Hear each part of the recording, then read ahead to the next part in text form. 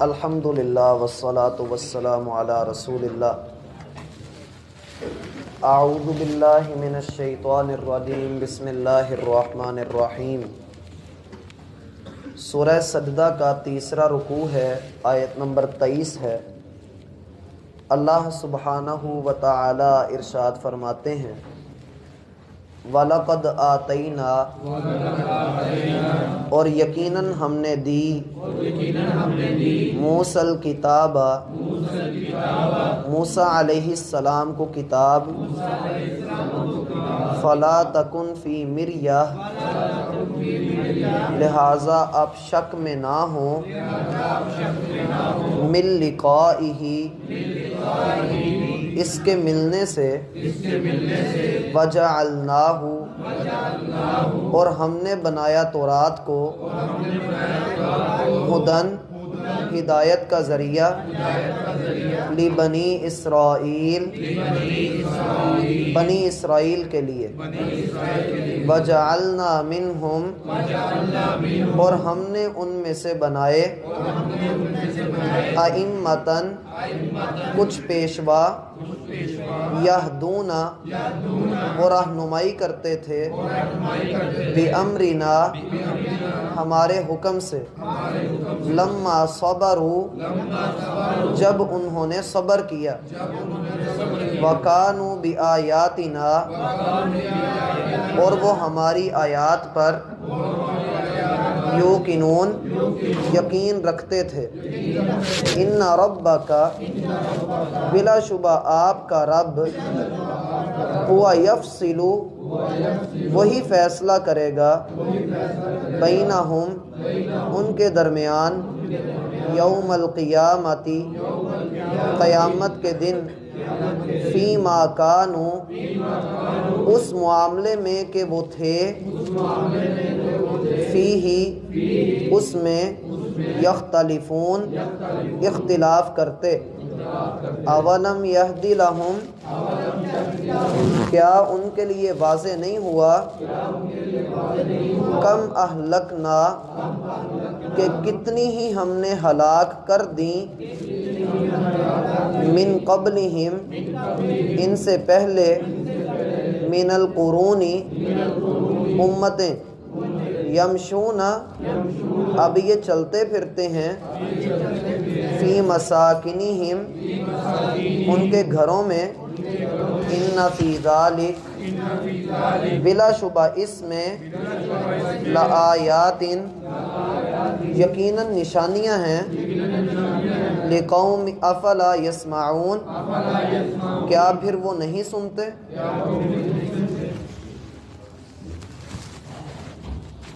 احباب گرامی، اللہ سبحانہ و تعالی نے اس سورت کی ابتدا میں کفار مکہ کے 3 اعتراضات کا جواب دیا، اور ہم نے یہ بات محسوس کی کہ پہلی 22 آیات جو آج کے دن سے پہلے تک ہم نے پڑھی ہیں، ان میں ان تینوں آیات کا جواب ہی دیا گیا جو وہ اعتراض کر رہے تھے۔ پہلا اعتراض ان کا یہ تھا کہ محمد صلی اللہ علیہ وسلم یہ نبی نہیں ہے۔ اللہ نے اس کا جواب دیا کہ اللہ رب العالمین ہی اس کتاب کا نازل کرنے والا ہے، اسی نے اس کتاب کو تمہاری طرف بھیجا ہے، لہٰذا اس کی اتباع کرو تاکہ تم لوگ ہدایت پا جاؤ۔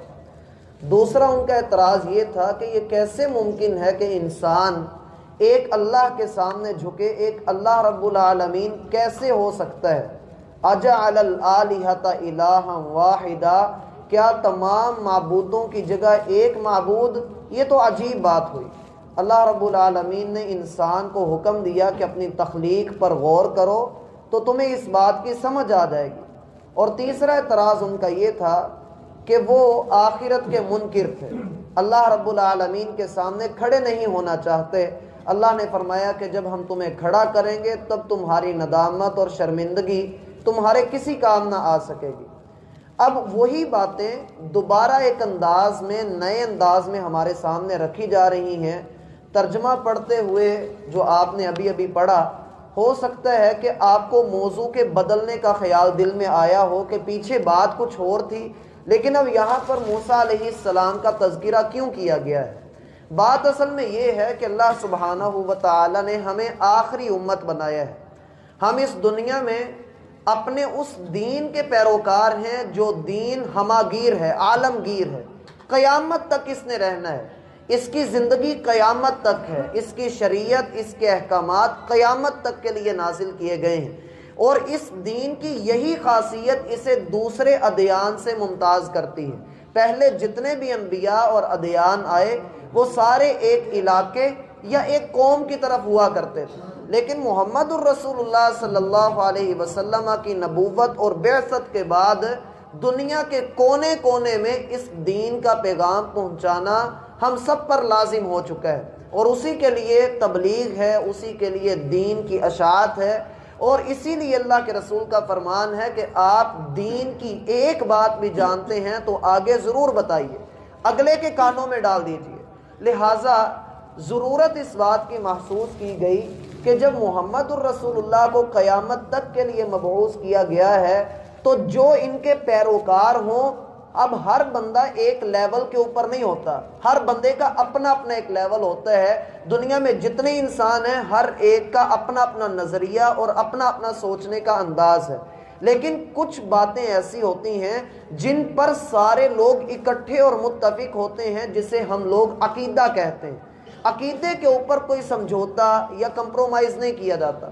اللہ رب العالمین نے آدم علیہ السلام کو ایک عقیدہ دے کر بھیجا کہ اے آدم، آپ اور آپ کی اولاد اس عقیدے پر رہیں گے تو کامیاب ہیں، اور عقیدے پر سمجھوتے کرنا شروع کر دیے تو پھر ناکامی اور ذلت ملے گی. لوگوں نے جب اکھڑ پن دکھایا، اللہ نے نبی بھیجے، انبیاء کرام کا ایک تسلسل اللہ نے قائم کر دیا. ان میں جو سب سے زیادہ مشہور ہیں قرآن کریم میں، جن کا سب سے زیادہ ذکر ہے، وہ موسیٰ علیہ السلام کا ہے. موسیٰ علیہ السلام کا ذکر قرآن کریم میں اس لیے زیادہ ہے، ایک تو ان کا زمانہ اللہ کے رسول کے بہت قریب کا زمانہ ہے. بہت قریب سے مراد مفسرین کچھ اندازے لگا کر یہ کہتے ہیں کہ قریباً 1500 سے لے کر 2000 سال تک کے معاملات جو ہیں یہ رسول اللہ صلی اللہ علیہ وسلم کا اور موسیٰ کے درمیان کا فاصلہ ہے. اور اس وقت مکہ کے ارد گرد کی جو بستیاں تھیں ان میں اکثر لوگ اہل کتاب تھے، یہودی تھے. وہ موسیٰ علیہ السلام کی بات کو زیادہ فالو کیا کرتے تھے. اللہ رب العالمین فرماتے ہیں کہ ان لوگوں کو شک ہے کہ آپ پر جو کتاب نازل کی گئی ہے وہ آپ گھڑ کر لے کے آئے ہیں، تو پھر وہ لوگ جو آپ کو جھٹلا رہے ہیں وہ موسیٰ علیہ السلام کی کتاب جو ان کے پاس ان کے مدارس میں پڑھائی جاتی ہے، ان کی عدالتوں میں اس کے مطابق حکم نافذ کیا جاتا ہے. گو کہ انہوں نے تورات میں تحریف کی، اللہ کے احکامات کو بدلا، لیکن اس کا نام تو موجود ہے. یہ اس کتاب کو اپنے پاس موجود دیکھتے تو ہیں، وہ کتاب کہاں سے آ گئی؟ وَلَقَدْ آتَيْنَا مُوسَى الْكِتَابَ، ہمیں قسم ہے اس بات کی کہ ہم نے موسیٰ کو بھی کتاب عطا کی تھی، اور اسی طرح ہم نے بھی آپ کو کتاب دی ہے. فَلَا تَكُنْ فِي مِرْيَةٍ مِّن لِقَائِهِ، یہ کتاب آپ کو دی گئی ہے، یہ آپ کے رب العالمین کی طرف سے عطا کی گئی ہے. آپ اس کے نازل ہونے میں لوگ تو شک کر رہے ہیں لیکن آپ نے شک نہیں کرنا. مقصد کیا ہے کہ کہا تو اللہ کے رسول کو جا رہا ہے، سمجھایا ہمیں جا رہا ہے، سنایا ہمیں جا رہا ہے کہ جناب محمد الرسول اللہ کو تو پورا یقین ہے کہ اللہ رب العالمین نے اس کتاب کو نازل کیا ہے. جس رب نے موسیٰ کو کتاب عطا فرمائی تھی وہ محمد الرسول اللہ کو بھی کتاب عطا فرما رہا ہے، اور لوگوں کی رہنمائی کے لیے جو جو ضرورتیں ہیں اللہ وہ پوری کر رہا ہے. فَلَا تَكُنْ فِي مِرْيَةٍ مِّن لِقَائِهِ، لہذا سننے والے تو اس کتاب کے سچا ہونے میں کوئی شک نہ کرنا. یہی بات پہلی آیت میں ہے، تنزیل الکتاب لا ریب فیہ من رب العالمین. یہ کتاب کا نازل کرنے میں کوئی شک نہیں ہے، یہ رب العالمین کی طرف سے. اور اگلی بات، بعض نے کہا کہ لقائہ سے مراد کتاب کا ملنا نہیں ہے. لقائہ سے مراد کتاب کا ملنا نہیں ہے، بلکہ موسیٰ علیہ السلام کا اور اللہ کے رسول کا ملنا ہے. دونوں کی ملاقات، دونوں معنی درست ہیں. ایک معنی جو ہم نے کتاب کا بھی آپ کو بتایا، دوسرا معنی ہے کہ اللہ کے رسول صلی اللہ علیہ وسلم موسیٰ علیہ السلام سے ملے. کب ملے تھے؟ جب آپ معراج پر گئے تو چھٹے آسمان پر موسیٰ علیہ السلام سے ملاقات ہوئی تھی اور انہی کے مشورے سے 50 نمازوں میں تخفیف کر کے 5 نمازیں کر دی گئی تھیں۔ اللہ رب العالمین فرماتے ہیں کہ اے محمد صلی اللہ علیہ وسلم، آپ جو موسیٰ علیہ السلام سے مل کر آئے ہیں، آپ اس ملاقات میں شک نہ کریں، ہم نے اس موسیٰ کو بھی کتاب ہی عطا کی تھی جس کے ساتھ آپ کی ملاقات کروائی ہے، لہٰذا آپ کو بھی ہم نے کتاب ہی عطا کی۔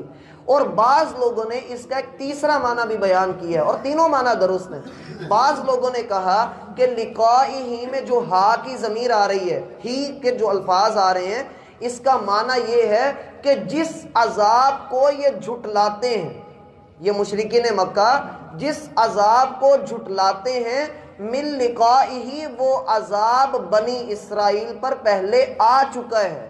اور بنی اسرائیل پر ہم جانتے ہیں کیا عذاب آیا، اللہ نے ان کے اوپر لعنت کر دی، اپنی رحمت سے ان کو دور کر دیا۔ وَجَعَلْنَاهُ هُدًى، ہم نے موسیٰ کو بھی ہدایت کا ذریعہ بنایا اور ہم نے تورات کو بھی ہدایت کا ذریعہ بنایا، لِبَنِي اسرائیل، بنی اسرائیل کے لیے۔ اے اللہ تو پھر ہمیں یہ کیوں سنایا جا رہا ہے؟ اس لیے کہ بنی اسرائیل اب ذلت میں ہے، آپ کو اللہ نے عزت عطا کر دی ہے یہ قرآن عطا کر کے، اگر آپ بھی اس کے اندر کجی کریں گے اور آپ بھی اس کا حکم نہ مانیں گے تو پھر آپ بھی ذلت کے گڑھوں میں جائیں گے۔ اس لیے فرمایا وَجَعَلْنَا مِنْهُمْ أَئِمَّةً يَهْدُونَ بِأَمْرِنَا لَمَّا صَبَرُوا، ہم نے ان میں کچھ پیشوا، کچھ امام، کچھ درس دینے والے، کچھ تبلیغ کرنے والے وہ مقرر کر دیے۔ وہ تبلیغ کیا کرتے تھے، لوگوں کو سمجھایا کرتے تھے، بِأَمْرِنَا، ہمارے حکم کے مطابق، یعنی اپنی بات کوئی بھی نہیں کر رہا ہوتا۔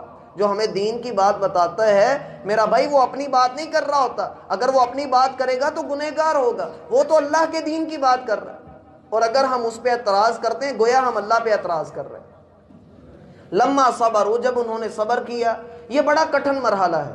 جب بھی کوئی بندہ دعوت کے میدان میں اترتا ہے تو یہ ایک بڑا کٹھن اور دشوار راستہ ہے۔ یہاں پر چلتے ہوئے لوگوں کے تانے، لوگوں کے اعتراضات، لوگوں کے مسائل اور پتہ نہیں کیا کیا برداشت کرنا پڑتا ہے۔ لما صبروا، انہوں نے صبر کیا، کیوں کیا؟ کانوا بآیاتنا یوقنون، اس لیے کہ وہ ہماری نشانیوں پر، ہماری آیات پر، معجزوں پر، دلیل پر، برہان پر یقین رکھا کرتے تھے۔ اور بندہ اگر صبر کرتا ہے تو صبر کا اجر کیا ہے جو ہم لوگ نہیں کر پاتے ہیں؟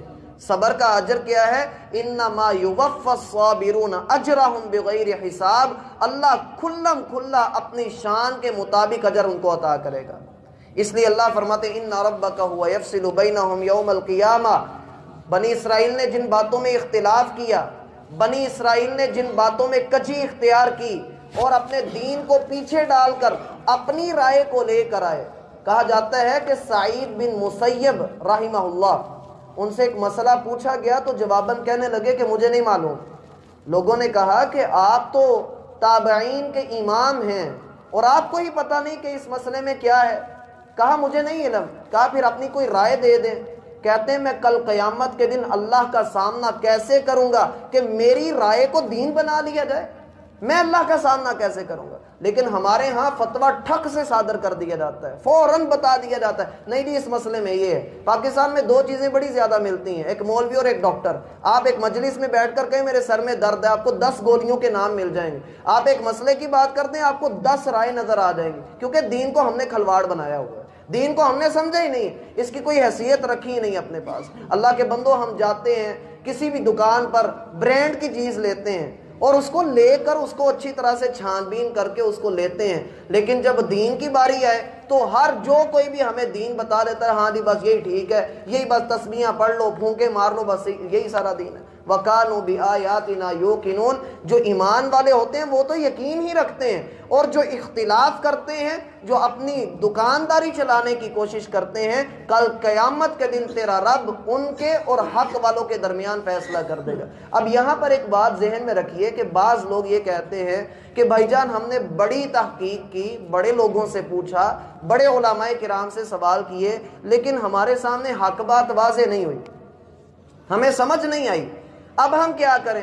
ہم نے تو ہمت طاقت اپنی دکھا لی۔ پہلی بات میرا بھائی اصولی طور پہ ذہن میں رکھیں، آپ چونکہ کتابوں کے طرف سے آپ کا ذرا تعلق دور ہے تو میں آپ کو ایک اصول دیے دیتا ہوں، ایک وصیت کیے دیتا ہوں جو آپ کے اللہ نے توفیق دی تو انشاءاللہ آپ کے کام آئے گی۔